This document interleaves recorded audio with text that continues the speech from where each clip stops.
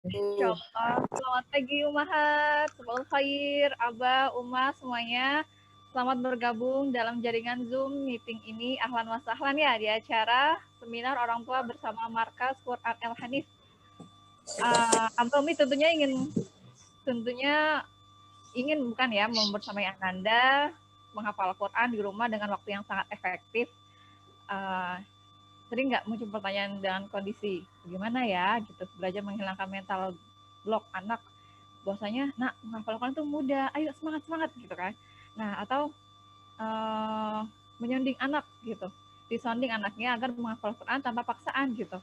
Jadi insya Allah pas mereka sadar nanti mereka iya mama aku mau menghafal Quran, aku mau jadi hafiz gitu kan. Jadi benar-benar mereka tuh iya benar-benar dari mereka sendiri dengan kesenangan mereka gitu, dan juga mempengaruhi ini yang terutama ya acara kita seminar hari ini bagaimana mempengaruhi alam bawah sadar anak untuk bisa menghafal Quran dan tentunya tidak mudah hilang. Amin. Berkah ya hafalannya ya. Amin. Nah, insya Allah kita temukan jawabannya dalam seminar pagi ini. Semangat. Yuk. Ya, Alhamdulillah. Senang sekali rasanya bisa membersamai para umahat kali ini. Perkenalkan saya Dwi Istiqomah yang akan bersamai dalam acara seminar orang tua bersama MPA. Masya Allah. Yuk, pertama-tama ya. Marilah kita panjatkan syukur kita kehadirat Allah Subhanahu wa Ta'ala, yang mana dengan berbagai nikmatnya yang kita rasakan pada hari ini, Masya Allah kesehatan semuanya juga tak ternilai ya harganya ya. Dan terutama kita bisa bergabung dalam jaringan Zoom seminar pagi ini. Ya, semoga acara pagi ini Allah berikan kelancaran hingga berlangsungnya sampai dengan selesai. Amin. Amin ya rabbal alamin. Ya, selanjutnya adalah pembukaan ya. Mari kita buka acara seminar orang tua bersama Markas Quran El Hanif mempengaruhi alam bawah sadar anak menghafal Quran dengan Kang Irfan dan juga dengan materi lainnya yang oleh Direktur Markas Quran ini Pumafiza dengan membaca Al-Fatihah. Bismillahirrahmanirrahim. Alhamdulillahirabbil alamin. Ar-Rahmanir-Rahim. Maliki yaumiddin. إياك نعبد وإياك نستعين اهدنا الصراط المستقيم صراط الذين أنعمت عليهم غير المغضوب عليهم ولا الضالين. الضالين. Amin. Amin. Amin. Amin. Selanjutnya adalah pembacaan tilawatul Quran ya. Bentar, boleh. Yang akan dibawakan oleh santri MPA. Ya, beliau adalah adik kakak ya, Solihah wa Jamilah. Beliau adalah Najwa Dahayu Saki Narafa dan Marita Ayunindia Fauza. Kepada Ananda, Najwa, dan Marisa, dari Cila, waktu, kota, tempat, kami persilakan. Wassalamualaikum. Hayya. A'udzu billahi minasyaitonir rajim. Bismillahirrahmanirrahim. Was-samaa'i zatil buruj wal yaumil maw'ud wa syahidin wa mashhud. Kutila ashabul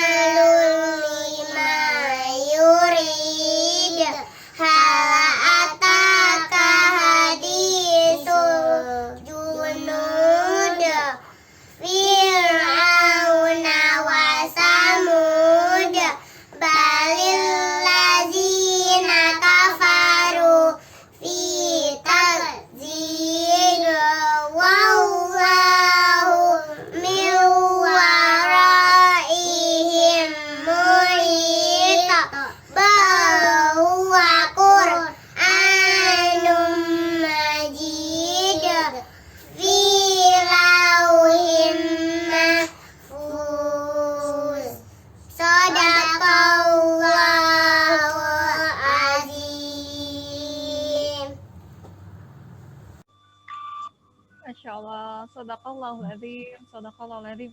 Barakallah kakak Najwa dan Dede Cila sudah membacakan Lihat sekaligus. Ada yang mau nambah ya? Dengan kalam ilahi yang telah dibacakan Ananda, Najwa dan Dede Cila. Ya. Allah semoga menambah khusyuan pada acara pada pagi hari ini. Dan tentunya Al-Quran telah sampai kepada kita ya Ummahat. Masya Allah, selawat dan salam kita haturkan kepada junjungan Nabi besar Muhammad SAW. Allahumma sholli wa sallim wa barik alaihi. Karena kita dapat merasakan nikmat Islam dan Al-Quran yang sekarang kita rasakan ya. Insya Allah kita akan semangat ya untuk membersamai Al-Quran sampai madal hayat, sampai akhir-akhir ini. Selanjutnya kita akan memasuki acara materi pertama. Materi pertama akan dibawakan oleh Direktur Markas Quran Al-Hanif, Umma Fiza, yaitu tips orang tua membersamai Ananda menghafal Quran di rumah. Sebelumnya ya, saya akan membacakan ya profil dari Umma Fiza, yaitu Direktur Markas Quran Al-Hanif, Ulfa Mariatul Kibtiyah LC. Masya Allah, ya, profil pribadinya ya, beliau sangat termotivasi menginsyiarkan kalam ilahi karena saya menjadikan Al-Quran sebagai fondasi utama dalam membersamai tumbuh kembang para mujahid-mujahidah cilik. Allah serta menjariahkan fasihan lisan pada mereka. Masya Allah, warakallah umma, jazakumullah khair. Nah, kontaknya ini ada di Markas Quran Al-Hanif, Perumahan Geria Galeri Citayam, Blok H1, Kabupaten Bogor, Jawa Barat. Emailnya mariahanif1613@gmail.com, 085319996586. Nah, ini ada Markas Quran Al-Hanif dan Al-Hanif Rahullah. Nah, hobinya Uma nih, Ulfa berenang dan berkebun. Masya Allah, ini merupakan sunnah Islam ya, berenang dan juga berkebun. Profesi utama ada Robdatul Bait dengan 4 jinullah. Masya Allah, profesi pendamping mudirah Markas Quran Al-Hanif, dan sertifikasi penerima sanad qiraah dari Syekh Abdurrahman Madis Al-Atisi Mesir dan Syekh Syaraf Hamid di Mesir, dan pendidikannya adalah Universitas Al-Azhar Asy-Syarif Kairo Mesir tahun 2011. Sarapan untuk belajar, ayo kelamaan, ayo. Mandi nangis sekarang, mandi gantian sama ibu. Terus sarapan. Belajar ntar jadi anak pintar.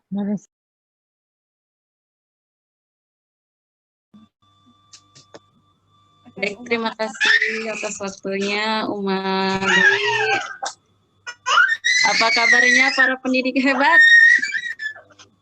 Alhamdulillah, luar biasa. Allahu Akbar. Allahu Akbar. Saya punya password nih, pendidik hebat. Nanti jawabannya Abi Umi, pantang menyerah. Siap Abi Umi? Pendidik hebat, pantang menyerah. Speakernya dinyalakan dulu Mi, Abi. Pendidik hebat, pantang menyerah. Baik, terima kasih Abi Umi atas semangatnya pagi ini. Baik, kami awali dengan salam. Assalamualaikum warahmatullahi wabarakatuh. Waalaikumsalam warahmatullahi wabarakatuh. Alhamdulillah wa nasta'inuhu wa nastaghfiruhu wa na'udzu billahi min syururi anfusina wa min sayyiati a'malina. May yahdihillahu fala mudilla lahu wa may yudlil fala hadiya lahu. Asyhadu an la ilaha illallah wahdahu la syarika lah. Allahumma shalli ala sayyidina Muhammad wa ala alihi wa ashabihi ajma'in, amma ba'd. Segala rasa syukur wajibnya dan tentunya kita panjatkan kepada Allah Subhanahu wa taala yang mana hingga detik ini kita masih diberi kesempatan bernafas dan menghirup udara dalam keadaan iman dan takwa di dada kita, dan kita masih diberikan kesempatan untuk selalu belajar tentang ilmu Al-Quran. Salawat serta salam kita haturkan kepada Nabi Muhammad SAW, yang karena beliaulah kita hari ini bisa bisa bermuamalah dengan Al-Quran, bisa menikmati bagaimana indahnya bertilawah Al-Quran, menghafal Al-Quran, mentadabburi Al-Quran, dan lain-lain. Semoga kita dipantaskan oleh Allah untuk mendapatkan syafaat melalui Al-Quran. Baik, Abi Umi, jazakumullah khairan katsiran atas waktunya pagi ini, atas tenaganya, pikirannya, dan mohon juga hatinya juga ada bersama kami ya Abi Umi ya. Agar kita bisa bersama-sama belajar, bisa sama-sama saling mengingatkan. Dan kita awali awal tahun ini dengan husnul iftitah insya Allah, yaitu memperbarui kembali gitu ya, memperbarui niat-niat kita untuk mendampingi, membersamai Ananda di rumah dengan misi yang sama, misi mulia kita yang sama, yaitu untuk menjadikan mereka para hufaz Quran yang mukin dan berakhlak mulia tentunya. Mungkin di sini hanya bonus ya, Abi Umi ya, bonus, dan ini share saja, saling sharing dari saya sama-sama. Dan mungkin juga Abi Umi sudah punya jurus jitu, udah punya tips jitu untuk membersamai dan mendampingi Ananda. Nah ini sedikit tambahan dari saya selama pengalaman saya membersamai Ananda di rumah dan juga Ananda di Markas Quran El Hanif.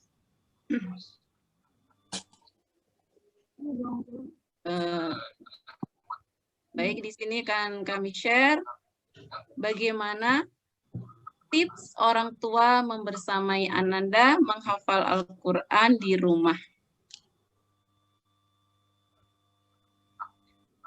Yang pertama ya, Abi Umi, tentunya ya, kita harus ikhlas, itu yang paling utama.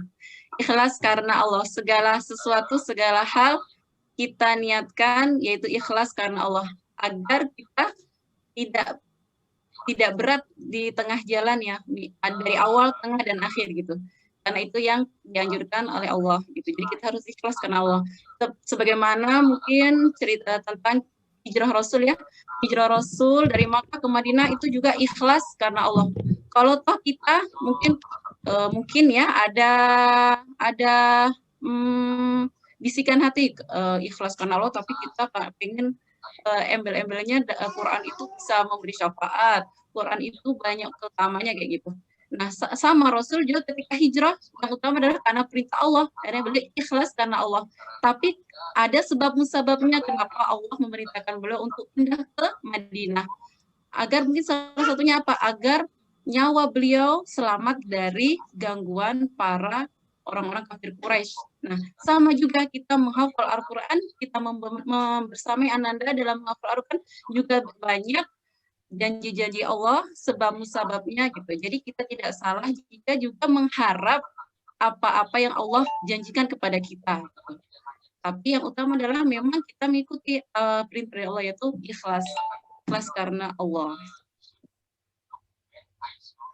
Lalu yang kedua, Abi Umi, setelah kita ikhlas, kita punya keyakinan yang kuat. Kita harus yakin, seyakin-yakinnya bahwasanya apa?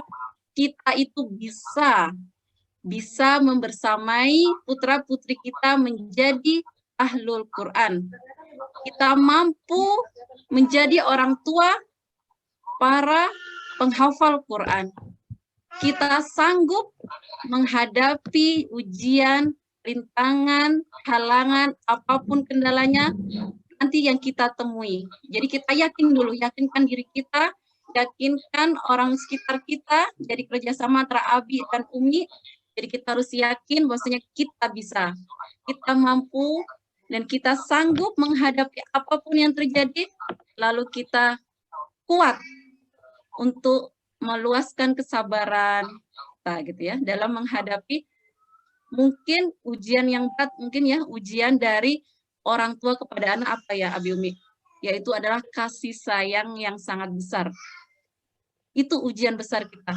Biasanya kita kalah dengan kasih sayang kita kepada anak kita. Seperti apa? Seperti bisikan-bisikan syaitan.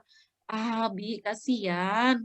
Si kakak kan masih kecil, masih balita, masa sudah ditekan dengan menghafal Quran. Iya ya, gitu ya. Saya kan sayang sama anak saya, kenapa anak saya ditekan? Itu bukan, itu adalah bisikan dari syaitan, Abi Umi. Dan itu adalah ujian terberat kita sebagai orang tua. Terus apalagi kalau mungkin anak kita merengek, udahlah Mi, gitu, kakak capek Mi, banyak tugas dari sekolah. Nah, tugas dari sekolah kita belain mati-matian loh Mi, ya kan? Sampai 6 tahun, mungkin untuk jenjang SD kita belain mati-matian, nggak ada dana kita cari untuk membayar bulanannya. Nggak bisa anak kita matematika kita carikan guru privat. Nah, itu kita melakukan maksimal mungkin istilah kita. Bagaimana dengan Al-Quran gitu? Kita hanya dengan rengekan Ananda kita sudah luluh. Iya ya nak, nggak apa-apalah, nanti aja ngafalnya gitu. Nah itu ujian yang besar. Maka kita harus yakin. Kita yakin kita kuat menghadapi rengekan anak-anak kita. Kita kuat, kita bisa bersabar dalam menghadapi apapun yang akan terjadi. Dan yang paling tinggi adalah keyakinan kita bahwasanya kita yakin kita dipantaskan oleh Allah untuk bisa menjadi ahlullah. Itu yang paling sangat utama.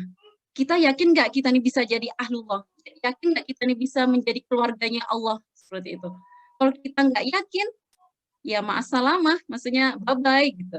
Jadi kalau kita sendiri saja tidak yakin gitu ya, bahwasanya kita ini dipantaskan menjadi ahlul Allah, keluarganya Allah, maka ya ngapain kita capek-capek gitu. Jadi keyakinan pada diri kita, keyakinan pada hati kita, organ tubuh kita, dan keluarga kita. Kita yakinkan kita bisa meraih mahkota kehormatan kelak di akhirat, di surganya Allah. Nah itu keyakinan yang paling utama, yang harus kita tanamkan dalam dada kita. Saya yakin, jadi ini juga bisa kita ulang-ulang, jadi tidak hanya dalam hati kita. Saya yakin saya bisa. Kalau kita lebih bagusnya kita satu keluarga atau abi, umi, kakak, adik yang sudah besar mungkin bisa diajak bersama.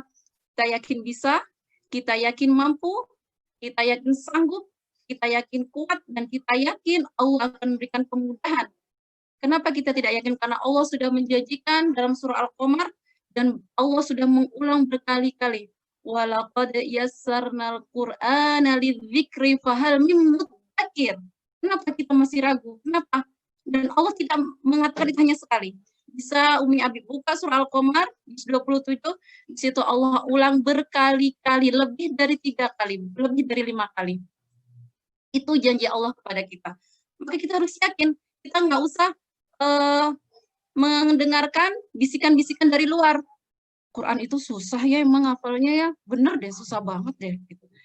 Itu omongan makhluk Allah loh. Tapi Allah Sang Kholik sudah menjanjikan bahwasanya Al-Quran itu mudah. Nah, jadi kita harus yakin Al-Quran itu mudah. Jadi kita tancapkan dalam pikiran kita, Al-Quran itu mudah, menghafal itu mudah, mempelajari Al-Quran itu mudah, mentadabburi Al-Quran itu mudah. Gitu. Jadi kita harus bisa menanamkan dalam diri kita, menghipno diri kita, yaitu dengan kata-kata mudah tadi. Kata-kata yang positif yang bisa membuat kita lebih semangat lagi. Kita bisa lebih yakin lagi untuk melangkah, untuk memulai perjuangan ini gitu. Jadi keyakinan ini yang paling utama gitu. Jadi jangan percaya dengan kabar angin. Jangan percaya dengan kabar-kabar burung yang itu hanya terucap oleh ucapan-ucapan lisan makhluk Allah. Percayalah dengan janji Allah bahwasanya Al-Quran itu sangatlah mudah bagi mereka yang mau. Kita mau apa enggak gitu. Jadi itu yang harus kita tanamkan dalam diri kita. Dan mahkota kehormatan kita tidak bisa membayangkan, mungkin kita di dunia bisa melihat mahkota itu seperti gambar ini ya Abi Umi ya. Tapi di akhirat kita tidak tahu seperti apa sih bentuk mahkota itu yang sangat mulia, mahkota kehormatan yang akan kita pakaikan, yang dipakaikan oleh putra-putri kita biidznillah nanti di akhirat. Itu kita bayangkan gitu betapa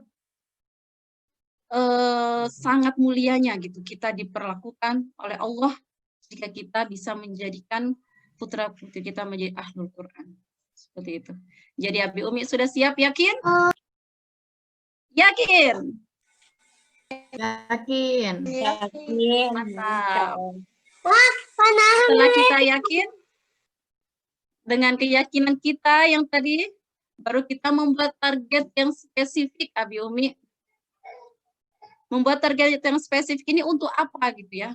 Untuk memotivasi diri kita. Misalkan seperti ini. Saya membuat target putra saya, putri saya pada usia 5 tahun misalkan ya. 5 tahun sudah selesai menghafal Quran 30 juz. Masya Allah, Allahu Akbar. Mungkin ini hal yang mungkin ya orang mana mungkin gitu ya, mana mungkin orang ada yang berpikir seperti itu.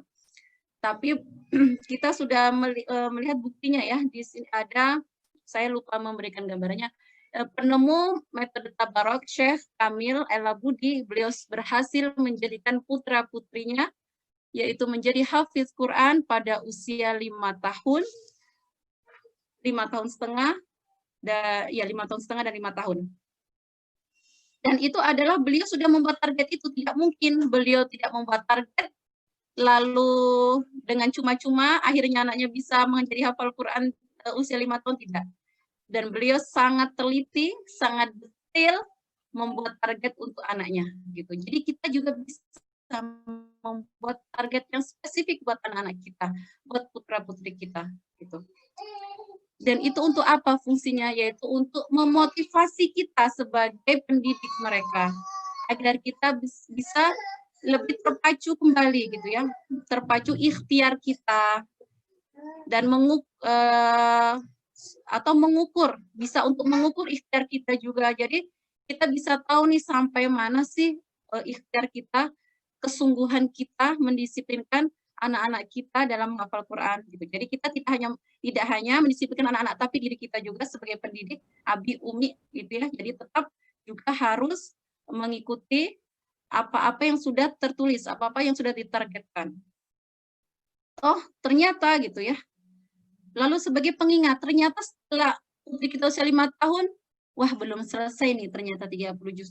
Tapi gitu ya, dia sudah mencapai 10 juz misalkan. Nah, itu kan sudah Masya Allah kan Abi Umi, maksudnya memang target yang semula kita belum tercapai 30 juz, tapi dengan kita disiplin, kita bisa mengukur ikhtiar kita, ternyata memang belum 100%, tapi itu sudah 35%-nya ya, kita bisa mencapai target kita. Nah, sekarang kita buat lagi targetnya, 5 tahun, putri kita belum sampai untuk 30 juz.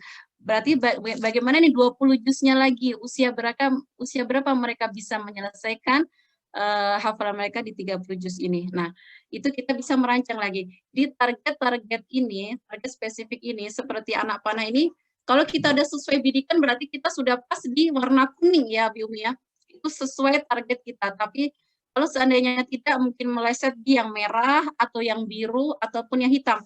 Tapi kita usahakan jangan sampai keluar dari area ya gitu. Jadi kita usahakan target-target tadi yang spesifik itu bisa tidak terlalu melenceng dari targetan kita. Jadi kalau misalnya kita belum bisa mencapai yang kuning, ya tidak apa-apa kita ke yang merah. Kalau tidak bisa ke merah, ke biru. Kita berusaha lagi gitu. Nah, itu fungsinya gitu. Kita membuat target yang spesifik agar kita bisa mengukur ikhtiar-ikhtiar kita. Jadi kita tidak leha-leha, tidak bersantai-santai gitu. Karena menurut Syekh Kamil El-Abudi, kita menjadikan putra-putri kita seorang penghafal Quran itu adalah proyek besar, bukan proyek kecil. Jadi kalau kita sudah membuat sebuah proyek besar, memang ini bukan satu-satunya ilmu syariah yang kita tanamkan ke anak kita, karena masih banyak sekali ilmu syariah yang perlu kita tanamkan pada anak-anak kita. Tapi kita membuat fondasi dulu, gitu. Kita buat fondasi seperti kita membangun rumah, kita buat fondasi dahulu. Sama dengan putra-putri kita, Bi Umi ya.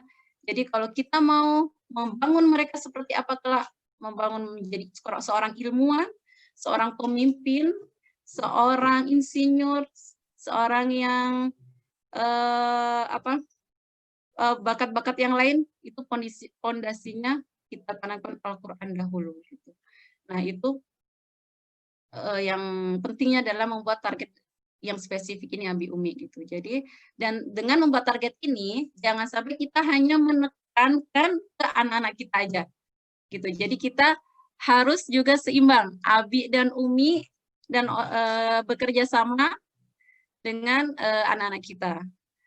Misalkan kita nyuruh anak kita, misalkan nih menambah hafalan, murojaah, tapi kita santai-santai. Jadi kalau kita nyuruh anak kita juga pegang Quran gitu. Jadi kita sama bareng-bareng gitu.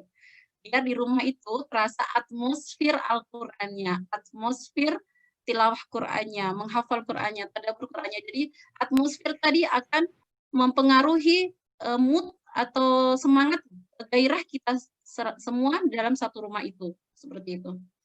Jadi kita tidak leha-leha, tidak duduk santai. Nah, situ ngafal, Umi duduk dulu.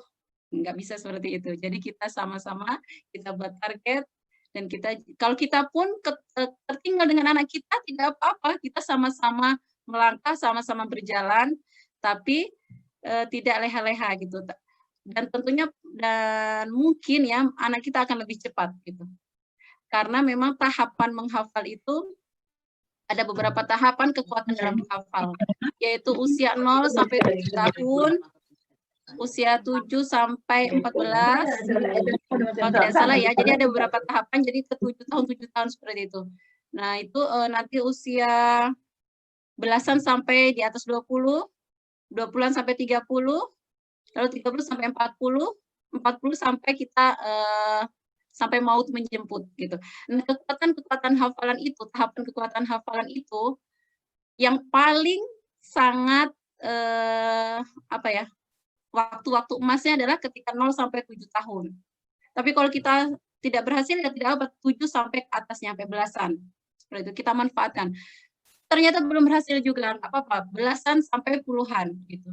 Nah, itu tetap kita jalankan gitu, tahapan-tahapan tadi kekuatan menghafal. Nah, kalau kita sebagai Abi Umi, saya sendiri juga sedang berusaha, kami di rumah juga sedang berusaha ya Abi Umi, ya berarti kita tahapannya adalah yang sudah 30-an ke 40. Kalau di 40 berarti 40 ke sampai ajal menjemput. Jadi kita jangan putus asa, tetap semangat gitu ya sampai ajal menjemput. Meskipun kita jalannya pelan-pelan kayak siput ya Abi Umi ya. Pelan-pelan tidak apa-apa, yang penting kita tetap berusaha, itu yang dilihat oleh Allah, ikhtiar kita. Tapi usahakan anak kita bisa lari kencang gitu ya, jangan seperti kita, jangan seperti siput. Nah itu adalah manfaat kita untuk membuat target yang spesifik.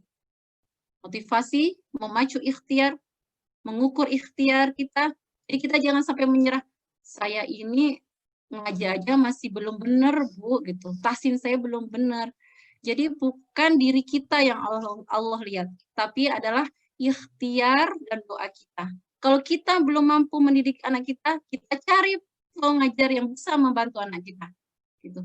Lalu doa kita kuatkan, kita kencangkan gitu. Jadi kita harus mencari cara, kan toh kita kalau menyekolahkan anak-anak kita juga tidak semua ilmu kita bisa gitu, maka kita mencari guru. Sama Al-Quran juga punya keutamaan yang sangat besar, yang bisa kita cari banyak cara, banyak ikhtiar gitu. Dan bukti nyata ya para anak-anak, para putra-putri yang sudah menjadi hafiz Quran juga banyak dari orang tua yang mereka masih membaca Qurannya masih belum bagus, tapi mereka ikhtiarnya maksimal gitu, mencari guru privat, mencari tempat menghafal Quran, mencari pesantren seperti itu. Jadi usaha-usahanya yang kita lihat Abi Umi. Lalu selanjutnya yang keempat Abi Umi, yaitu kita memperhatikan makanan yang masuk ke dalam perut anak kita. Intinya pertama yaitu apa? Sumber makanan dan minuman anak-anak kita, itu yang perlu diperhatikan, yaitu rizki yang halal. Kalau kita sebagai orang tua tidak terlalu memperhatikan, misalkan mungkin suami kita yang bertugas mencari nafkah, kita tidak salah menanyakan tapi dengan baik-baik. Misalkan dapat rezeki yang tidak seperti yang biasanya kita terima, saat itu rezekinya lebih banyak, misalkan ya Abi Umi ya. Biasanya mungkin belasan, ternyata ini dapatnya puluhan. Kan ini hal yang luar biasa ya. Ya itu kita terima, tapi kita juga sambil boleh kita menanyakan, Abi, Masya Allah hari ini rezekinya kenapa bisa berlipat-lipat dari yang biasanya. Boleh kita tanyakan yang hari ini rezekinya Abi banyak banget, alhamdulillah kita bisa beli ini beli itu. Gitu. Jangan kita tidak mau tahu ya Abi Umi ya. Jangan sampai kita lengah dan lalai dengan rezeki sumber untuk kehidupan kita. Jadi kita perlu sama-sama transparan antara Abi dan Umi dalam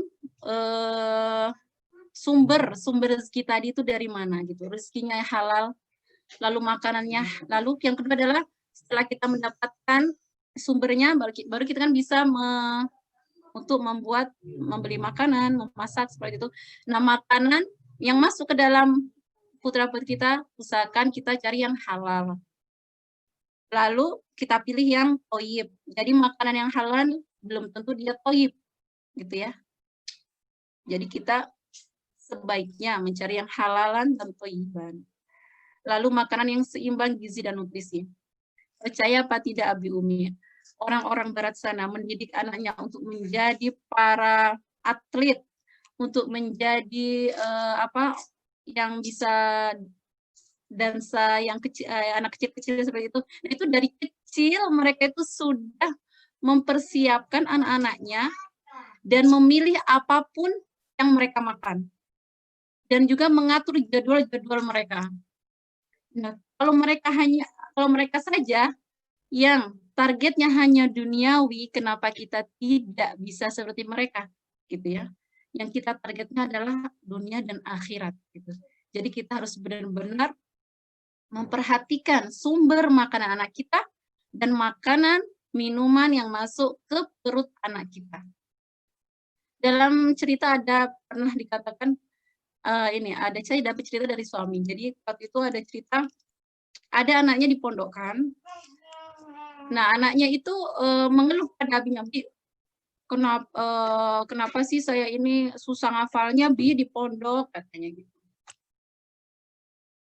Lalu abinya itu setelah dapat keluhan dari anaknya susah menghafal, beliau kalau tidak saya seorang Gojek. Nah, beliau itu ternyata dapat tumpangan itu seorang ustadz. Nah, lalu beliau itu curhat ke ustadz itu gitu ya. Kebetulan tumpangannya adalah seorang ustadz. Lalu beliau itu cerita ke ustadz tadi. Lalu ustadz tadi memberikan nasihat, mungkin dengan tadi yang keluhan dari anaknya, apa yang masuk ke dalam perut anak Bapak perlu diteliti lagi, apakah di situ ada hal yang tidak halal, apa sudah halal yang Bapak kasih ke anak-anak Bapak. Nah, dari situ Bapak itu tersadar gitu kan, bahwasanya beliau kurang memperhatikan apa-apa yang masuk, apa-apa yang diberikan kepada anaknya gitu. Dan sejak itu beliau mulai berhati-hati lagi dalam memberikan rezeki kepada anak dan keluarganya. Dan juga kita mungkin sudah banyak tahu cerita tentang Imam Syafi'i. Beliau juga dulu pernah memakan buah yang belum jelas halalannya. Lalu sang ibu, kan itu makanan sudah masuk ke perut. Ibu memasukkan tangan ke mulut anaknya, diginikan biar muntah, biar bisa dimuntahkan makanan itu gitu.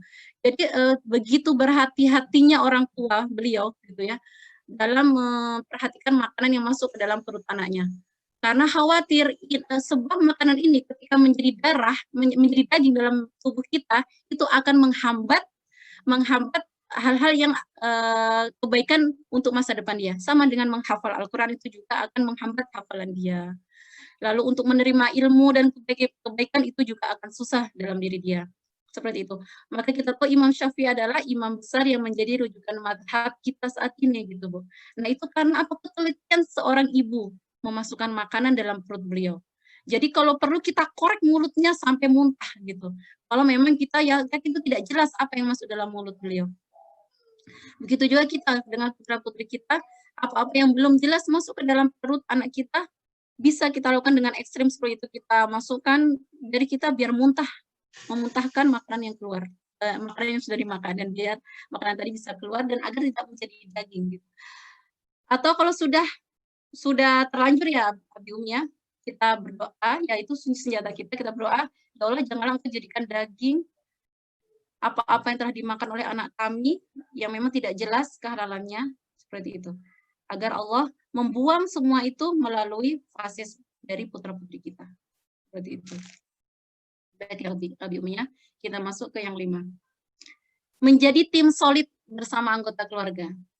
Jadi Abi dan Umi tidak bisa jalan sendirian. Harus kompak, harus sama-sama agar bisa berjalan rencana kita, misi kita, yaitu apa? Dan tidak hanya Abi Umi, jika di rumah kita ada nenek, ada kakek, kita ajak duduk bareng, ada sepupu atau ada paman, ada bibi, kita ajak duduk bareng. Kita bermusyawarah, kita ungkapkan apa tujuan misi kita ke depan gitu. Abi Umi tentunya menjadi pionirnya, menjadi koordinatornya, lalu menyampaikan kepada anggota keluarga kita yang serumah dengan kita. Dan niat kita dan apa yang sudah kita jalankan itu juga seharusnya menjadi apa-apa yang juga dijalankan oleh semua anggota keluarga yang ada di rumah kita.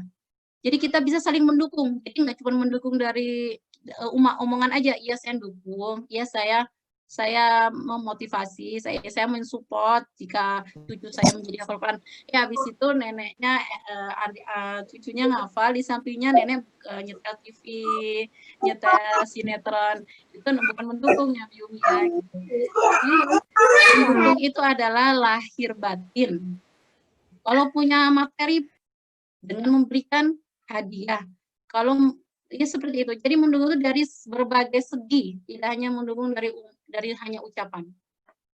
Lalu kita bisa berbagi tugas, ya, berbagi tugas. Misalkan si adik ini sudah punya kakak yang besar. Kakak tugasnya menyimak hafalan adik ya, nanti pada maghrib, misalkan seperti itu. Jadi kita semuanya punya tugas.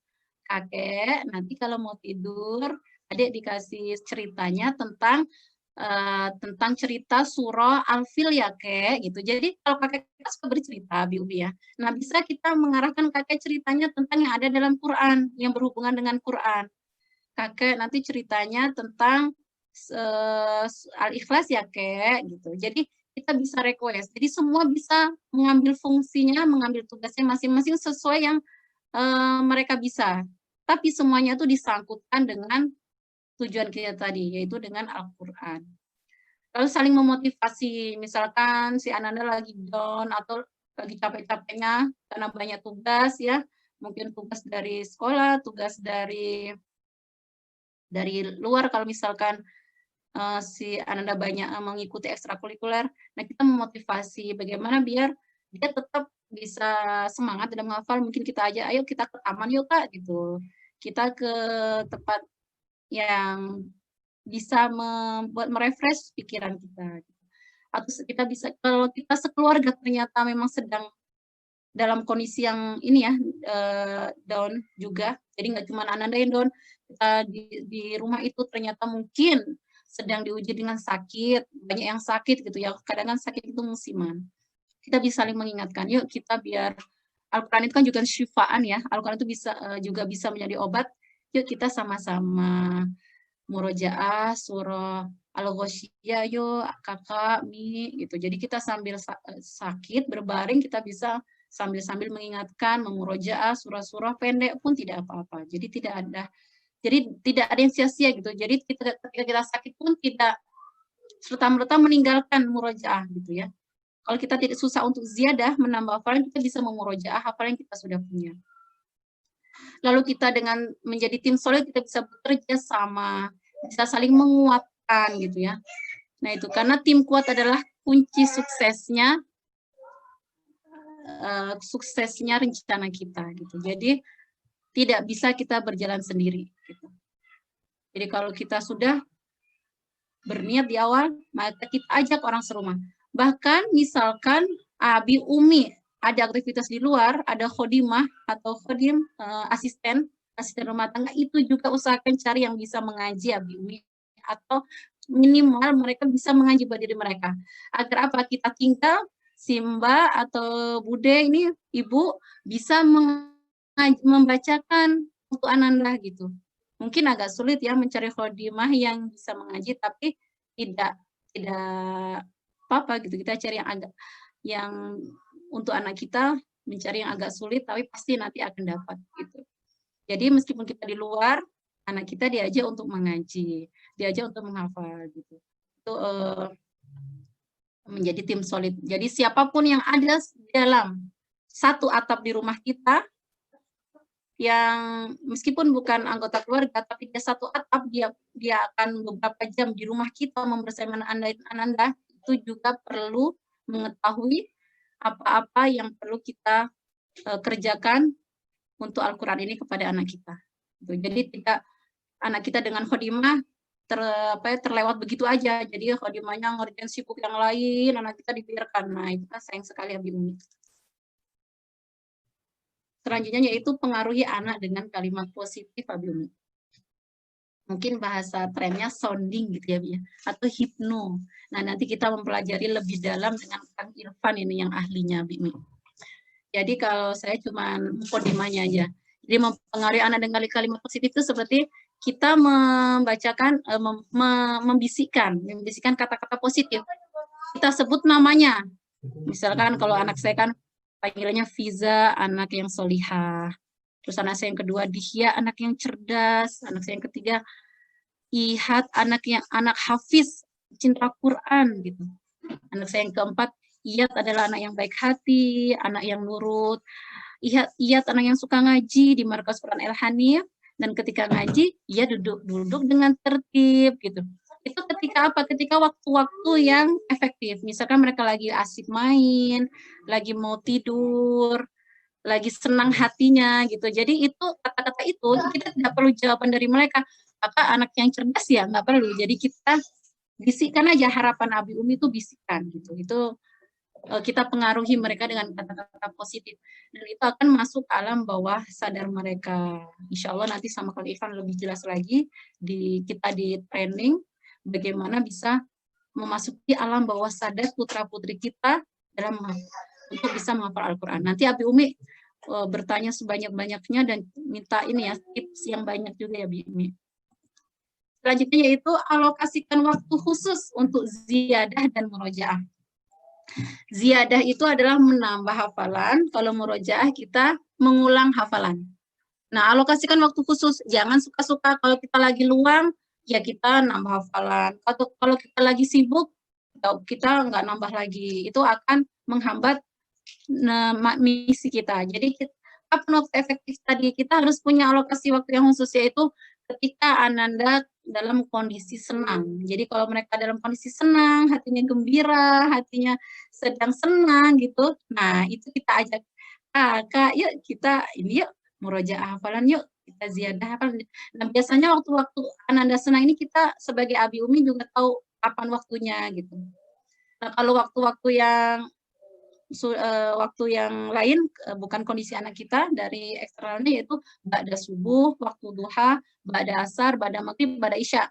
Jadi kalau untuk ziyadah menambah hafalan itu lebih efektif ketika ba'da subuh. Atau yang lebih ekstrim, teman-teman kita sudah banyak juga yang berjuang itu yaitu sebelum subuh, qabla subuh. Jadi mereka jam 2 malam sudah dibangunkan, jam 3 malam sudah dibangunkan.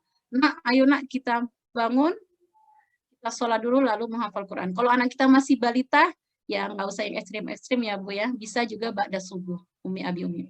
Jadi kita ada yang ekstrim ini, tapi ekstrim untuk kebaikan itu tidak apa-apa ya. Kita tidak perlu mengatakan hal kenapa sih anaknya ditekan banget, masa sebelum subuh udah bangun kayak gitu. Itu adalah cara-cara ikhtiar kita masing-masing gitu ya. Ada metode Giza gitu ya. Metode Giza itu dari Syekh, salah satu Syekh yang ada di Mesir juga, beliau memulai belajar KBM itu sebelum subuh, jam 3, bayangkan Nabi Umi. Paling cepat jam 3. Dan beliau juga, dan itu sampai jam 8, sampai 9. Ada juga yang ekstrim ba'da subuh sampai siang. Nah itu ikhtiar para ahlul Quran Nabi Umi. Kita sampai mana ikhtiar kita gitu. Jadi jangan kita berleha-leha lalu kita pengen anak kita jadi hafal Quran, enggak semua itu bermanikan darah. Ya, ya. Ekstrimnya saya bahasanya bermanikan darah semua. Jadi semua ikhtiar semaksimal mungkin yang bisa mereka lakukan, mereka kerjakan. Maka kita bisa pilih mana yang bisa kita lakukan, semaksimal mungkin kita lakukan. Gitu. agar misi kita tadi benar-benar Allah lihat, benar-benar Allah kasih jalan gitu. Karena kita sudah berikhtiar. Jadi kita ikhtiar semaksimal mungkin, seefektif mungkin, baru nanti Allah yang kasih jalan dari mana jalan itu gitu. Jadi kita serahkan kepada Allah hasilnya. Biasanya kalau untuk murojaah itu mengambil waktunya pada Isya, ya Bi Umi ya. Karena pada Isya itu untuk menambah hafalan itu kalau sudah lelah gitu, sudah capek tenaga kita. Jadi biasanya para penghafal Quran itu untuk murojaah ngambilnya pada Isya. Dan kayak kalau pada maghrib itu bisa ziyadah juga dan bisa murojaah. Kalau kita dulu waktu kecil, zaman saya, kan saya lahir 80-an ya Biumnya, itu masih banyak ngaji di musola, di langgar, di menasa gitu ya, pada maghrib gitu ya. Mungkin sekarang masih ada tapi tidak sebanyak zaman dulu gitu ya. Nah itu pada maghrib memang waktu-waktu yang bagus gitu untuk penguatan hafalan. Atau pada asar, juga pada asar itu waktu yang salah satu waktu efektif untuk menambah dan merojaah hafalan. Dan itu kita nggak perlu ngambil waktu banyak banget gitu. Misalnya 10 menit, 15 menit tidak apa-apa gitu. Waktunya semakin mepet ya, saya cepatkan. Yang kedelapan yaitu mengulang hafalan dengan jumlah yang sama. Maksudnya misalkan Abi Umi mau menambah hafalan nih, misalkan surah Abasa, misalkan surah Abasa itu kan ada satu halaman atau satu muka ya. Nah, untuk memulai menambah hafalan itu, Abi Umi harus sama metodenya, sistemnya. Misalkan sudah dimulai untuk menghafal surah Abasa ini dengan membaca atau mengulang-ulang sebanyak 7 kali. Berarti itu harus konsisten, Abi Umi. 7 kali dihafal terus. Gitu. Sama kalau kami di Markas Hanif, kami menganjurkan di rumah Abi Umi membersamai Ananda mengulang hafalan atau murojaah yaitu 10 kali. Nah, berarti 10 kali ini harus konsisten, jangan berkurang. Gitu ya, jangan berkurang dari 10 kali gitu. Jadi harus konsisten agar kekuatan hafalan itu semakin tertancap gitu.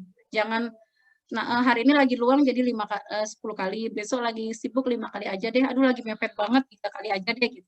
Nah kayak gitu membuat anaknya juga nanti banyak bujuknya, ngerengeknya, kemarin 3 kali Mi, masa sekarang 10 kali Mi gitu. Jadi biar anaknya juga tidak bingung, 3 kali, 2 kali, nanti 10 kali gitu, tiba-tiba gitu. Jadi kalau bisa dengan ritme yang sama. Lalu yang ke-9 yaitu menyediakan sarana. Kenapa? Untuk menunjang penguatan hafalan, manfaatkan sarana yang ada di rumah kita, speaker Quran, Quran for Android, kita download aplikasi Quran for Android, murotal, bentuk video, audio, apapun yang ada. Kalau bentuk video bisa kita manfaatkan TV kita, mungkin kalau yang ekstrim bisa saya tidak mau mempengaruhi, TV mempengaruhi anak saya, jadi saya jual TV kita. Kalau saya tidak jual TV saya gunakan TV saya, saya tidak pakai antena, tapi saya buat TV saya untuk murotal 24 jam anak saya. Jadi saya masukkan flash disk yang berisi murotal. Nah, di situ bisa dengan kartun tapi kartunnya yang kita pilih ya Abi Umi ya, yang masih bersahabat dengan anak-anak. Nah, itu saya manfaatkan seperti itu. Jadi TV di rumah saya untuk murotal 24 jam. Jadi mana mereka tidur, mau mereka main, mau apa, jadi itu tetap nyala. Paling digantikan nanti dengan speaker kalau TV-nya lelah gitu. Jadi seperti itu. Jadi apapun sarana di rumah manfaatkan sebaik mungkin gitu ya. Jangan kita biarkan begitu saja. Yang ke-10, memberi penghargaan. Memberi penghargaan kepada anak-anak yaitu kita berikan iming-iming yang menggiurkan bagi anak kita, Bi Umi. Jangan memberi dengan cuma-cuma, maksudnya yang menggiurkan tadi yang bisa membuat anak kita bergairah untuk menghafal. Lalu jangan memberi dengan cuma-cuma. Kalau biasanya anak kita minta, Bi Umi sepatu abang udah rusak nih Bi Umi, beliin dong Mi, gitu kan. Nah, jangan cuma-cuma gitu ya. Oke abang, Abi Umi beliin sepatu tapi abang hafalan dulu ya. Targetnya abang yaitu juz 28, 2 surat deh, selesaikan dulu. Nah, gitu. Jadi jangan cuma-cuma, harus ada syaratnya. Buat mereka bekerja keras untuk mendapatkan apa yang mereka inginkan. Meskipun sebenarnya itu adalah kewajiban kita ya Abi Umi ya, tapi tidak ada salahnya kita mengajarkan mereka untuk bekerja keras untuk mendapatkan apa yang mereka inginkan. Atau Abi Umi yuk kita jalan-jalan, Abi Umi udah capek nih, bosen di rumah. Boleh Kak, Tapi kakak murojaah dulu juz 29. Nah, kayak gitu. Jadi kita jangan cuma-cuma, kita semua ada syaratnya gitu. Syaratnya yang berhubungan dengan perkembangan Al-Qur'an, hafalan Ananda. Lalu berikan hadiah yang bertingkat. Biasa, sedang, luar biasa. Maksudnya biasa ini yang tidak terlalu diinginkan, yang anak kita biasa aja nerimanya, sedang itu yang agak mereka pengen, lalu yang luar biasa yang sangat-sangat mereka pengen banget gitu. Jadi memberikan hadiah itu punya tingkatan. Kalau mereka mencapai target, kita kasih yang luar biasa. Kalau mereka mencapai setengahnya, kita kasih yang sedang. Kalau mereka mencapai sedikit, beberapa persennya, kita kasih yang biasa aja. Kenapa? Kita mengikuti yang Allah berikan kepada kita. Coba Bi Umi, penghargaan Allah itu sangat besar untuk para ahlul Quran. Bisa kita lihat ya. Pertama, Allah memberikan tingkatan mendapat kebaikan di setiap satu huruf. Jadi sebelum kita memegang Quran, sebelum kita membaca mushaf ini, Allah itu sudah menjelaskan kepada kita, kalau kamu tahu nggak, setiap satu huruf dalam Quran ini gitu ya, itu mendapatkan kebaikan gitu. Masya Allah, satu ayat itu ada berapa huruf Mi? Itu iming-iming Allah, Masya Allah, luar biasa kan Mi. Lalu yang kedua, Allah tidak menakut-nakuti kita sebagai umat Allah, umatnya, yaitu yang terbata-bata membaca Al-Quran atau belum bagus aslinya. Barang siapa yang baca Al-Quran belum bagus atau belum benar tajwid aslinya, maka dia akan berdosa. Allah tidak pernah berkata seperti itu. Tapi Allah malah memberikan 2 pahala bagi yang terbata-bata membacanya. Masya Allah, luar biasa kan Nabi Umi. Iming-iming Allah, bonus Allah itu sangat banyak untuk orang-orang yang mau berinteraksi dengan Al-Quran. Maka kenapa kita pelit kepada anak kita gitu. Allah itu kepada kita aja yang udah tua, udah dewasa gini, masih aja Allah kasih bonus-bonusnya. Allah tidak akan memerintahkan umat manusia dengan suatu hal yang sia-sia. Allah pasti kasih iming-iming dulu. Gitu. Dan iming-imingnya itu sangat luar biasa dan bertingkat. Lalu Allah beriming-iming apa buat mereka yang sudah hasilnya bagus, tilawahnya bagus, tempat setara dengan para malaikat yang taat bagi yang mahir membaca Al-Quran. Itu yang membaca ya Mi ya, bagi yang mahir dalam membaca. Jadi Allah semua kasih, gitu. Tidak Allah kasih adab, tapi Allah kasih iming-iming yang luar biasa. Lalu yang keempat, orang yang menghafal Quran dapat memberi syafaat kepada 10 anggota orang keluarganya di akhirat yang mereka sudah ditetapkan untuk masuk neraka. Jadi seandainya si A ini sudah Allah tetapkan masuk neraka, tapi anak kita menjadi penghafal Quran, anak kita bisa memberikan syafaat kepada beliau ini. Gitu. Jadi Masya Allah, Mi, bisa mereka ini sudah ditetapkan masuk neraka, Mi. Tapi karena anak kita menjadi penghafal Quran, anak kita dikasih pilihan siapa yang mau kamu tolong, Nak? Siapa yang mau kamu angkat dari neraka ini, Nak? Gitu. Jadi sangat luar biasa syafaatnya, Bi Umi, gitu ya. Kecuali orang yang musyrik ya, Bi Umi. Jadi ini syafaatnya kecuali bagi mereka yang musyrik, yaitu menyebutkan Allah. Lalu yang kelima ini sebenarnya masih banyak sekali ya. Yang kelima yang sangat tinggi adalah menjadi keluarganya Allah, Bi Umi. Masa kita tidak tergiur menjadi keluarga Allah? Kalau kita sudah menjadi keluarganya Allah, pasti kita akan ditolong, dijaga, dan dijamin semua kebutuhan kita. Coba Bi Umi dekat sama RT, dimudahkan buat KTP, dimudahkan buat kakak, ya kan? Bener nggak Bi Umi yang jadi RT? Atau yang dekat dengan RT, jadi atau dekat dengan RW, dekat dengan Pak Lurah, apa yang tidak diberi gitu ya. Jadi kalau kita jadi dekat dengan penguasa, itu akan diberi kemudahan. Tapi kalau kita dekat dengan Allah, gitu, itu menjadi keluarga Allah, apa yang Allah kasih buat kita, gitu. Jadi udahlah, gitu ya, jangan ragukan lagi, gitu. Kita harus yakin, gitu, dengan apa yang Allah berikan kepada kita. Selanjutnya yaitu kuatkan doa, Bi Umi ya. Doa adalah senjata umat Muslim, manfaatkan sebaik mungkin dan kita meminta doa dari orang terdekat. Misalnya kakek neneknya jauh dari kita, Kek. Nek, doakan ya, gitu ya. Mohon doanya selalu cucu kakek, cucu nenek bisa menghafal Quran dengan baik, bisa lancar, bisa fasih lisannya, gitu ya. Jadi doa-doa ini yang menguatkan ikhtiar kita. Jadi kita jangan sombong. Saya mampu berdoa sendiri buat anak saya mampu buat, gitu. Jadi jangan sampai kita merasa sombong bahwasanya doa kita yang kuat. Tapi doa-doa orang dekat kita, orang-orang yang kita kenal, sahabat-sahabat kita, itu Abi Umi. Jadi kalau saya dulu ketika mau ujian di Kairo ya, kita teman-teman, ya Allah doakan saya ya Kak, gitu ya, mohon doanya. Lalu mereka melakukan taufik aja ya dalam ujian, taufik aja. Itu doa-doa mereka itu sangat luar biasa gitu ya. Jadi mungkin usaha kita sudah maksimal, tapi doa-doa itu yang bisa mendukung, menyokong dari usaha-usaha kita tadi. Jadi jangan pelit, dan juga kita jangan pelit dengan doa, gitu ya. Jangan pelit dengan doa orang-orang sekitar kita. Jadi kita saling mendoakan, doa. Jadi kita tidak tahu doa yang mana yang Allah kabulkan, maka kita harus juga dermawan dengan doa-doa kita. Nah, yang terakhir yaitu Abi Umi, kita harus istiqomah, ini yang sangat susah. Istiqomah biar perlahan, meskipun berat jalan kita, meskipun tertatih-tatih perjalanan kita, walaupun kita sedikit demi sedikit, dan mendaki mungkin kita sendirian, gitu ya. Tapi kalau kita istiqomah, Allah akan memberikan kita jalan, memberikan kita jalan keluar dan solusi terbaik, serta apa yang kita cita-citakan, apa yang kita inginkan, Allah akan berikan. Masya Allah, Allah Akbar. Alhamdulillah. Sampai ke penghujung, fasabbih bihamdi rabbika wastaghfir. Jadi kalau kita sudah mencapai apa yang kita inginkan, maka Allah menganjurkan kita untuk bertasbih kepada Allah dan mengucap hamdalah kepada Sang Pencipta. Dan jangan lupa juga kita selalu beristighfar agar kita tidak sombong dan tidak takabur atau ta'ajub dengan pencapaian kita. Yakin Abi Umi kita bisa? Bisa, bisa, bisa. Boleh dinyalakan speakernya Abi Umi ya. Yakin kita bisa? Bisa. Bisa. Pendidik hebat, pantang menyerah. Pendidik hebat, Pantang menyerah. Pantang menyerah. Terima kasih Abi Umi. Terima kasih Abi Umi atas semangatnya, Masya Allah. Semoga Allah berikan kita kemudahan. Terima kasih Uma. Al-afu minkum. Wassalamualaikum warahmatullahi wabarakatuh. Waalaikumsalam warahmatullahi wabarakatuh.